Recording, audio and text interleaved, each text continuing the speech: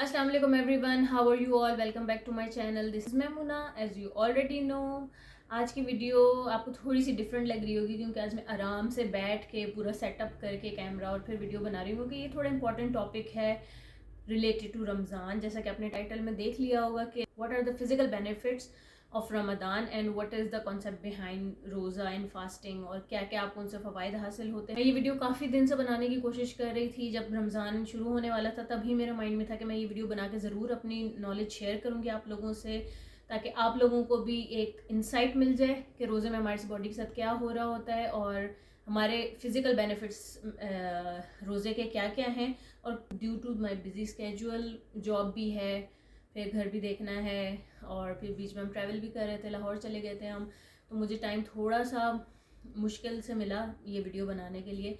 But now I am here to educate you, to share my knowledge, कि आपको भी थोड़ा सा आइडिया हो जाए कि रमज़ान में हमारी बॉडी किन प्रोसेसेस के थ्रू गुजर रही होती है और उसके क्या क्या मेडिकल बेनिफिट्स हमें अवेलेबल होते हैं। अभी मैं नमाज़ पढ़ के बैठी थी तो मैंने सोचा कि आज तो मुझे ये वीडियो बनानी है और मुझे अपनी नॉलेज शेयर करनी है, तो मैं बहुत सारी हिम्मत जमा करके और अब मैं आपके सामने बैठी हूँ। और आई होप कि आपको मेरी एफर्ट पसंद आए। अगर आप पसंद आए तो चैनल सब्सक्राइब करना और लाइक करना मत भूलिएगा और बेल आइकन भी दबा दें ताकि मैं कोई भी वीडियो अपलोड करूँ तो आपको नोटिफिकेशन आ जाए। तो अब चलते हैं असल टॉपिक की तरफ। The whole purpose of making this video is कि आपका रमज़ान अच्छा गुजर जाए, एक अच्छी हेल्थ के साथ गुजर जाए और at the end of Ramzan आप अपने आप को एनर्जाइज्ड फील करें और आपको पता हो कि आपकी बॉडी किन चेंजेस से गुजर रही है ड्यूरिंग दिस प्रोसेस और क्या क्या उसके बेनिफिट्स हो रहे हैं आपको। और इन द एंड इंशाल्लाह रमज़ान के आखिर में आप वो इफ़ेक्ट्स अपने ऊपर फील भी करेंगे और आपको समझ आएगी कि क्या क्या हमारी बॉडी किन किन प्रोसेसेस के थ्रू गुजरी है थ्रू आउट द मंथ और एट द एंड उसके क्या रिजल्ट्स मिले। आज हम डिस्कस करेंगे कि रमज़ान के रोज़े फास्टिंग क्यों ज़रूरी है, इसके क्या क्या हेल्थ बेनिफिट्स आपको मिल रहे हैं, क्या क्या फिजिकल बेनिफिट्स आपको इसके मिल रहे हैं during Ramadan, during the whole month आपकी बॉडी किन किन प्रोसेसेस के थ्रू गुजरती है, किन किन स्टेजेस से गुजरती है और फाइनली आपको उनसे क्या इफ़ेक्ट्स फील होते हैं, क्या आपको उनसे फ़वाइद हासिल होते हैं और कौन कौन सी ऐसी बीमारियां हैं जिनमें रमज़ान के रोज़े रखना बिल्कुल मना नहीं है। रोज़ा रखने से, फास्टिंग करने से अजर तो है ही से, वो तो अल्लाह ने हमें देना है, लेकिन उसकी वजह से आपकी बॉडी को क्या पॉजिटिव इफ़ेक्ट्स आ रहे हैं आपकी बॉडी पे, वो हम एक एक करके डिस्कस करते हैं। सबसे पहले हम बात करते हैं कि कुछ बीमारियां हैं जिन पे लोग कंसर्न होते हैं कि उनको रोज़ा रखना चाहिए नहीं रखना चाहिए। फॉर एग्जांपल शुगर हो गया, ब्लड प्रेशर हो गया, कोलेस्ट्रॉल के मरीज़ हो गए, दिल की बीमारियां हैं, कैंसर के मरीज़ हैं। तो हम इनको एक एक करके डिस्कस कर लेते हैं। सबसे पहले हम ले लेते हैं शुगर के मरीज़। शुगर क्यों, डायबिटीज़ क्या है, उसमें बेसिकली होता क्या है कि आपके ब्लड में शुगर लेवल्स इंक्रीज होना शुरू हो जाते हैं। एक हार्मोन आपकी बॉडी में मौजूद होता है जिसको हम कहते हैं इंसुलिन। इंसुलिन का काम क्या होता है कि वो आपके ब्लड में शुगर लेवल को रेगुलेट करता है, उसको कंट्रोल करता है और उन जो एक्स्ट्रा शुगर होता है आपके ब्लड में उसको सेल्स में पहुंचाना शुरू कर देता है एनर्जी स्टोर करने के लिए। जब आपकी बॉडी में इंसुलिन हार्मोन नहीं होता तो वो आपका जो शुगर होता है जो आप इनटेक लेते हैं वो आपके ब्लड में इंक्रीज होना शुरू हो जाता है और वो स्टोर नहीं हो पाता, वो सेल्स में नहीं जा पाता। इस कंडीशन को हम शुगर कहते हैं। अब इंसुलिन का के साथ मसला क्या होता है, शुगर में दो टाइप होते हैं। एक तो ये कि आपकी बॉडी में इंसुलिन बन ही कम रहा है, दूसरी टाइप ये होती है कि इंसुलिन रेजिस्टेंस हो जाती है। लाइक इंसुलिन आपकी बॉडी में है लेकिन वो काम नहीं कर रहा। तो रोज़ा रखने से क्या होता है, इंसुलिन रेजिस्टेंस टूटती है और आपके ब्लड शुगर लेवल्स बहुत अच्छे से कंट्रोल होना शुरू हो जाते हैं। तो जो लोग ये पूछते हैं जिनको शुगर है वो पूछते हैं कि हमें रोज़ा रखना चाहिए या नहीं रखना चाहिए, तो बिल्कुल आपको रखना चाहिए। एक चीज़ अपने जहन में रखिएगा कि जो भी आप शुगर के लिए दवा ले रहे हैं आप वो अपने डॉक्टर से ज़रूर एक दफ़ा डिस्कस कर लें रोज़ा रखने से पहले कि उसको रोज़े के लिहाज से एडजस्ट करना है या नहीं करना, क्योंकि ब्लड शुगर लेवल बहुत लो हो जाए। तो सिर्फ उसको अवॉइड करने के लिए आप एक दफ़ा अपने डॉक्टर से कंसल्ट कर लें। कैंसर पेशेंट्स की, कैंसर पेशेंट्स का कॉन्सेप्ट समझने के लिए ऑटोफेजी एक चीज़ होती है जिसको समझना बहुत ज़रूरी है। ऑटोफेजी क्या होती है, ऑटोफेजी का मतलब होता है कि आपकी बॉडी में एक नॉर्मल प्रोसेस है जिसमें वो सेल्स जो ज़ाया हो गए हैं, जो ओल्ड हो गए हैं, जिनको बॉडी की अब ज़रूरत नहीं है, तो ये प्रोसेस एक ऐसा प्रोसेस है जिसमें वो सारे सेल बॉडी जो है वो एक्सक्रीट करना शुरू कर देती है, निकाल देती है, ज़ाया कर देती है। तो इस पूरे प्रोसेस को हम कहते हैं ऑटोफेजी, जो कि एक नेचुरल प्रोसेस है। तो एक तो आपकी बॉडी में रोज़ा रखने से ऑटोफेजी का प्रोसेस स्पीड अप होता है, ज़्यादा होना शुरू हो जाता है। इस वजह से आप रिवाइटलाइज री एनर्जाइज फील कर रहे होते, क्योंकि एक्स्ट्रा सेल, ज़ाया ख़राब सेल, ज़ाया होने वाले सेल जो है वो आपकी बॉडी से ज़्यादा स्पीड से एक्सक्रीट होते हैं। दूसरी बात यह कि रोज़ा रखने से क्या होता है कि आपकी बॉडी में जो ट्यूमर सप्रेसिंग जीन हैं, जो ऐसे जीन होते हैं, ऐसे हार्मोन होते हैं जो कि आपकी बॉडी में एक्स्ट्रा सेल की ग्रोथ को सप्रेस करते हैं। ट्यूमर होता क्या है? ट्यूमर में आपकी बॉडी में एक्स्ट्रा सेल बनना शुरू हो जाते हैं जिसकी आपकी बॉडी को ज़रूरत नहीं है। तो एक तो रोज़े में आपकी ऑटोफेजी बढ़ रही है, दूसरा आपकी बॉडी में ट्यूमर सप्रेसिंग हार्मोन्स रिलीज़ हो रहे हैं, केमिकल्स रिलीज़ हो रहे हैं जो आपकी ट्यूमर को सप्रेस करेंगे। तो एक तो ये फ़ायदा हो जाता है जिनको रखने का। दूसरा ये कि वो कीमोथेरेपी ले रहे हैं तो भी रोज़ा रख सकते हैं, क्योंकि कीमोथेरेपी की वजह से आपका इम्यून सिस्टम बहुत वीक होना शुरू हो जाता है। आपके इम्यून सिस्टम पे बहुत बैड इम्पैक्ट आता है कीमोथेरेपी का। रोज़ा रखने से आपकी इम्यून सिस्टम भी बहुत बेटर होता है।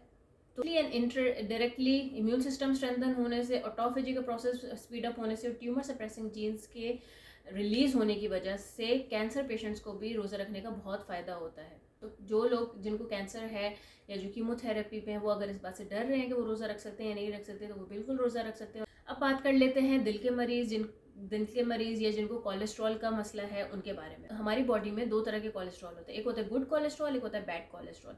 गुड कोलेस्ट्रॉल का क्या काम होता है कि वो आपकी बॉडी में सारे फंक्शंस रेगुलेट करता है, और बैड कोलेस्ट्रॉल क्या करता है कि वो आपकी बॉडी के लिए अच्छा नहीं होता है, जो कि LDL कहलाता है।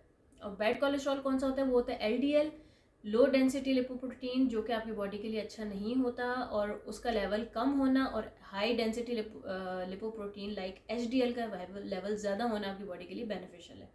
रोज़ा रखने से होता क्या है? रोज़ा रखने से ये होता है कि आपकी बॉडी में जो HDL लेवल्स हैं वो इंक्रीज़ होते हैं, आपकी बॉडी में जो LDL लेवल्स हैं वो डिक्रीज़ होना शुरू हो जाते हैं, और इन रिटर्न जिनको दिल की बीमारी है, जिनका कोलेस्ट्रॉल हाई रहता है, उनको इससे बहुत फ़ायदा है। अब बात कर लेते हैं ओवरऑल ह्यूमन बींग्स पे जिनको कोई बीमारी नहीं है, जो वैसे रोज़ा रख रहे हैं, मैं हो गई, आप हो गए, उनको क्या फ़ायदा हासिल हो रहा होता है? सबसे ज़्यादा तो जब आप रोज़ा रखना शुरू करते हैं तो आपकी बॉडी में ग्रोथ हार्मोन का लेवल एकदम से इंक्रीज़ होता है। ग्रोथ हार्मोन क्या होता है? ग्रोथ हार्मोन वो हार्मोन होता है आपकी बॉडी को री एनर्जाइज करने में, रिवाइटलाइज करने में, आपकी बॉडीली फंक्शंस को स्पीड अप करने में बहुत हेल्प करता है। तो जब ग्रोथ, अगर आप नोटिस करें, शुरू में जब आप 1-2 रोज़े रखते हैं तो आप थोड़ा सा थका हुआ फील करते हैं, थोड़ा सा आप लो फील करते हैं, लेकिन जैसे जैसे रोज़े गुजरना शुरू हो जाते हैं तो आप अपने आप को तंदुरुस्त फील करते हैं, एनर्जाइज्ड फील करते हैं, रिवाइटलाइज्ड फील करते हैं।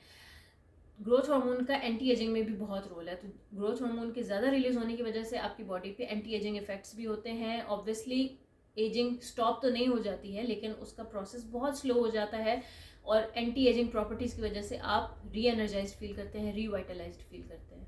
ग्रोथ हार्मोन का क्या काम होता है? आपकी बॉडी में फैट बर्न करने में हेल्प करता है, आपके मसल्स को वेस्टिंग से बचाता है। ग्रोथ हार्मोन आपकी बॉडी में किन कंडीशंस में ज़्यादा रिलीज होता है? रोज़े से, एक्सरसाइज करने से, और नींद अच्छी लेने से। रात के टाइम पे भी सोने से ग्रोथ हार्मोन आपकी बॉडी में ज़्यादा रिलीज होता है।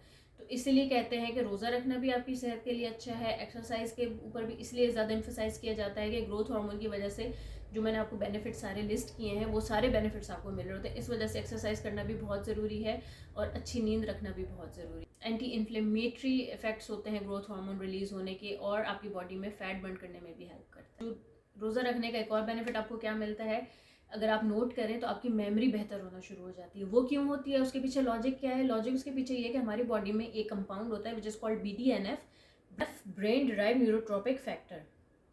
ये बेसिकली एक ऐसा कंपाउंड है जो आपकी मेमोरी को रेगुलेट कर रहा होता है। उसको, कुछ लोगों को याददाश्त का मसला होता है, ओल्ड एज में भी होता है, यंग एज में भी होता है। तो रोज़ा रखने से क्या बेनिफिट होता है कि आपकी बॉडी में BDNF के लेवल्स इंक्रीज होने शुरू हो जाते हैं, जिसकी वजह से आपकी मेमोरी पे बहुत अच्छा इफेक्ट आता है। और अगर आप फील करें, जब आप एक अशरा गुजर जाता है, रमज़ान का 14-15 रोज़े गुजरना शुरू हो जाते हैं, तो आपको ये फील होता है कि आपकी मेमोरी बेहतर होना शुरू हो गई है, आपकी मेमोरी अच्छी हो रही है।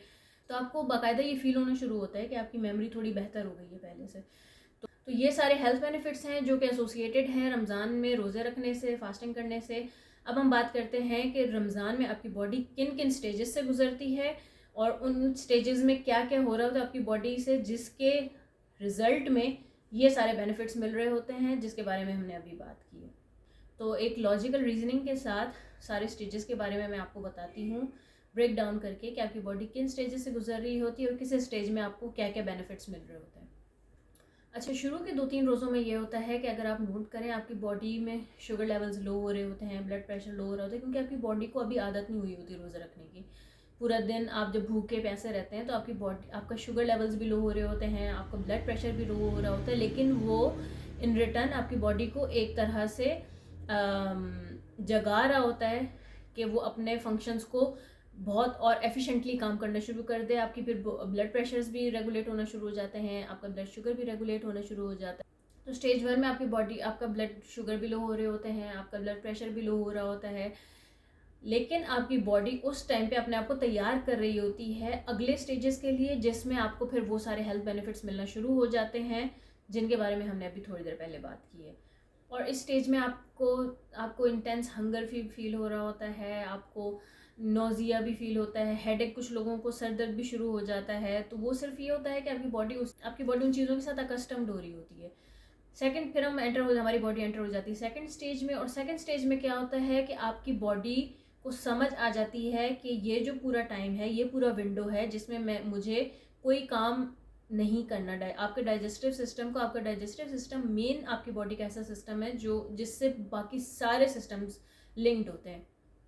तो जब आपके डाइजेस्टिव सिस्टम को समझ आ जाती है कि मुझे अभी इस टाइम पे काम नहीं करना है, तो वो अपनी सारी एनर्जी जो उसके पास होती है वो क्लेंजिंग प्रोसेस में लगा देता है। दिन के टाइम पे जब आप कुछ नहीं खा रहे होते, आपका डाइजेस्टिव सिस्टम रेस्ट पे होता है, तो वो डाइजेशन का क्योंकि काम नहीं कर रहा होता, तो वो अपनी वो सारी एनर्जी उठा के आपकी बॉडी को क्लेंस करने में लगाना शुरू कर देता है। तो इस तरह आपकी बॉडी के, जो मैंने आपको बताया था कि इम्यून सिस्टम बेटर होता है, वाइट सेल्स एक्टिव हो जाते हैं आपकी बॉडी के, तो वो इस स्टेज में आपकी बॉडी का इम्यून सिस्टम स्पीड अप आपका इम्यून सिस्टम भी जो है वो ज़्यादा काम करना शुरू कर देता है और इम्प्रूव होना शुरू हो जाता है। एज अ रिजल्ट आपका जो भी ऑर्गन्स होते हैं, आपके ऑर्गन सिस्टम होते हैं, वो भी अपना रिपेयर शुरू कर देते हैं, वो भी री एनर्जाइज होना शुरू हो जाते हैं। जैसा कि मैंने बात की थी कि कैंसर पेशेंट्स को क्या फ़ायदा मिल रहा होता है, इम्यून सिस्टम स्ट्रांग हो रहा होता है फास्टिंग में, जिसकी वजह से उनको फ़ायदा मिल रहा होता है। तो वो इम्यून सिस्टम इस तरह स्टेज 2 में आपकी बॉडी जब आती है, तो फिर आपका इम्यून सिस्टम इस तरह स्ट्रांग होना शुरू हो जाता है। आपकी बॉडी एंटर हो जाती है स्टेज 3 में। अब जैसा कि मैंने बात की थी कि जैसे ही दूसरा अशरा शुरू होता है या दूसरा अशरे के मिड में आपको फील होना शुरू हो जाता है आपकी मेमोरी बेटर होना शुरू हो गई है। तो ये वो टाइम होता है जब आपकी बॉडी स्टेज 3 में एंटर हो जाती है। स्टेज 3 में क्या होता है कि आपकी मेमोरी बेटर होना शुरू हो जाती है, आपको लगता है आपके बॉडी फंक्शंस बेटर होना शुरू हो गए हैं, आप री एनर्जाइज्ड फील करते हैं, रीवाइटलाइज्ड फील करते हैं, क्योंकि आपकी बॉडी के anti ageing process speed up हो चुका होता है, आपका इम्यून सिस्टम बेटर होना शुरू हो जाता है, आपकी बॉडी में ऐसे केमिकल्स रिलीज होते हैं, ऐसे हार्मोन्स रिलीज होते हैं जो आपकी मेमोरी को बेटर करते हैं। तो ओवरऑल वेल बीइंग की फीलिंग आपको आना शुरू हो जाती है। तो भी आपकी बॉडी में जिस चीज़ को भी हीलिंग की ज़रूरत होती है, आपकी हीलिंग प्रोसेसेस स्पीड अप होना शुरू हो जाते हैं, और जो भी वेयर एंड टेयर आपकी बॉडी में चल रही होती है वो आपकी बॉडी रिपेयर में जाना शुरू हो जाती है। इसके बाद आपकी बॉडी एंटर हो जाती है स्टेज 4 में। स्टेज 4 में क्या होता है, क्योंकि स्टेज 3 में आपका इम्यून सिस्टम भी बेहतर होना शुरू हो गया है, आपकी मेमोरी भी बेहतर होना शुरू हो गई है, आपकी बॉडी के जो ऑर्गन्स हैं वो हीलिंग शुरू हो गई है उनकी। तो स्टेज 4 में आके वो हीलिंग, जो टॉक्सिन्स एलिमिनेट करने की पावर होती है बॉडी की, ये सब प्रोसेस अपने एंड पे पहुंच रहे होते हैं। और एक टाइम आता है कि आपकी बॉडी के सारे टॉक्सिन्स, सारे फ्री रेडिकल, सारे वो केमिकल्स जो आपकी बॉडी को नीड नहीं है, वो सेल्स जो आपकी बॉडी को नीड नहीं है, वो एलिमिनेट हो जाते हैं, हीलिंग प्रोसेस कंप्लीट हो जाता है, और आपको एक बहुत अच्छी एनर्जाइज्ड और वेल बीइंग की फीलिंग आना शुरू हो जाती है। ये सारी हेल्थ बेनिफिट्स हैं विद लॉजिकल रीजनिंग। मैंने आपको समझा दिया है कि क्या होता है रमज़ान में, क्या बेनिफिट्स हैं रोज़ा रखने के। अब बात करते हैं कुछ ऐसी हैबिट्स के बारे में जो आपको फॉलो करनी चाहिए रमज़ान में। कौन सी ऐसी हैबिट्स हैं, कौन सी ऐसी चीज़ें हैं जिनको थोड़ा सा अवॉइड करना चाहिए, ताकि आप जो भी मैंने अभी सारे बेनिफिट्स आपके सामने लिस्ट किए हैं उन सब बेनिफिट्स से आप मैक्सिमम फ़ायदा उठा सकें और आप एक अच्छी हेल्थ के साथ पूरा रमज़ान का महीना गुजार सकें। सबसे पहले अपना हाइड्रेशन स्टेटस अच्छा रखें, पानी बहुत पिएं, जूसेस पिएं। बेहतर है कि caffeinated drinks, caffeine containing drinks जो भी होती हैं उनको अवॉइड करें। चाय कॉफ़ी थोड़ा कम पिएं, क्योंकि ये भी आपकी बॉडी से पानी निकालने में हेल्प करती हैं। पानी ज़्यादा पिएं, लिक्विड्स पिएं ज़्यादा, ताकि आपकी बॉडी अच्छी सी हाइड्रेटेड रहे, ताकि वो अपना, क्योंकि पानी is the basic component which our body needs for any function. कोई भी फंक्शन हमारी बॉडी में चल रहा है उसको पानी की ज़रूरत है। तो अगर आप पानी बहुत ज़्यादा पिएंगे, अच्छा पानी पिएंगे, क्योंकि पूरा दिन तो हम पानी पी नहीं रहे होते, तो जो विंडो आपको मिलता है खाने पीने वाला, उसमें फूड चॉइसेस इतनी वाइजली सिलेक्ट करें कि उनका आपको पूरा दिन बेनिफिट मिलता रहे। तो पानी आपने बहुत ज़्यादा पीना है, अच्छा पानी पीना है। अगर आपको आपके गुर्दे या दिल या जिगर के डॉक्टर ने पानी की कोई लिमिट नहीं लगाई है तो आप पानी पिएँ और बहुत सारा पिएँ। दूसरी चीज़ आपको क्या करनी है कि इबादत में ऑब्वियसली हम लोग मसरूफ़ होते हैं तो नींद पे थोड़ा सा कॉम्प्रोमाइज़ हो जाता है, साथ जॉब भी करनी है, लेकिन कोशिश करें कि आप ज़्यादा से ज़्यादा अपनी नींद पूरी करें। एटलीस्ट 5 से 6 घंटे अपनी नींद पूरी करें ताकि आपकी बॉडी के पास इतनी एनर्जी हो कि वो आपके आपके हेल्थ के ऊपर कोई उसका असर ना हो। क्योंकि आप रोज़ा भी रख रहे हैं, फिर आप नींद भी पूरी नहीं करेंगे तो आपकी बॉडी फ़ायदा उठाने के बजाय, रोज़ों से हेल्थ बेनिफिट्स आपको मिलने के बजाय उल्टा नुकसान में जाना शुरू हो जाती है, क्योंकि स्लीप के दौरान आपकी बॉडी रिकवर हो रही होती है। तो कोशिश करें कि बहुत अच्छे से अपनी नींद भी पूरी करें। आदत जो हम लोगों में बहुत होती है, हम फ्राइड आइटम्स बहुत रखते हैं रोज़े के वक्त, अफ्तारी के वक्त। सहरी में भी हमारी प्रायोरिटी होती है कि हम पराठा खाएं ताकि हमें पूरा दिन भूख ना लगे, और अफ्तारी में भी फ्राइड आइटम्स बहुत होते हैं। Try to avoid fried and processed food. जितना आप सादा खाना खाएंगे, जितना आप सादा चीज़ें लेंगे, उतना आपको इसका बेनिफिट। बस ईटिंग विंडो, जैसे कि मैंने पहले भी मेंशन किया कि ईटिंग विंडो हमारे पास बहुत शॉर्ट होता है, तो उसमें अपनी चॉइसेस इतनी वाइजली सेलेक्ट करें, इतना बैलेंस रखें उसको कि उसको आप पूरा दिन आपको एनर्जी भी हो आपके अंदर, और आप पूरा महीना बहुत अच्छी हेल्थ के साथ गुजारें। और जहाँ नींद पूरी करने की बात है तो ओवर स्लीप भी नहीं करना, क्योंकि ओवर स्लीपिंग की वजह से भी आप बहुत लेज़ी फील करना शुरू कर देते हैं। मैक्सिमम 6 to 8 आवर्स की स्लीप इनफ होती है एक एडल्ट के लिए, लेकिन रमज़ान में वो थोड़ी सी कम हो जाती है। तो अगर आप 6 घंटे नींद भी ले रहे हैं तो that's enough for you.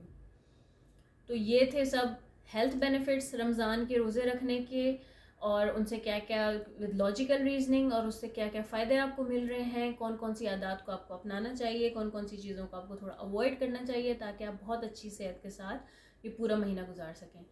I hope कि इस वीडियो से आपको कोई फ़ायदा हुआ हो, आप जो मैंने अपनी नॉलेज आपके साथ शेयर की है आपको समझ आई हो उसके बारे में। और अगर ऐसा है तो चैनल को सब्सक्राइब करना नहीं भूलना, बेल आइकन प्रेस करना नहीं भूलना, और वीडियो को लाइक ज़रूर कीजिएगा। मिलते हैं फिर किसी नई वीडियो में। अगर आपको कोई सजेशंस हैं, आपका कोई क्वेश्चन है अपनी हेल्थ के बारे में, तो प्लीज़ कमेंट डाउन बिलो, मैं ज़रूर जवाब दूंगी वहाँ पे। और अगर आपको लगता है कि मुझे मेडिकल टॉपिक से रिलेटेड किसी और पर भी वीडियो बनानी चाहिए तो ज़रूर कमेंट कीजिएगा। आई प्रॉमिस कि मैं उस पर ज़रूर वीडियो बनाऊंगी। मिलते हैं फिर किसी नई वीडियो के साथ, तब तक अपना बहुत सारा ख्याल रखिएगा। अल्लाह ताला आपका रमज़ान बहुत अच्छा गुजारें, बहुत अच्छी सेहत के साथ गुजारें। अल्लाह हाफिज़।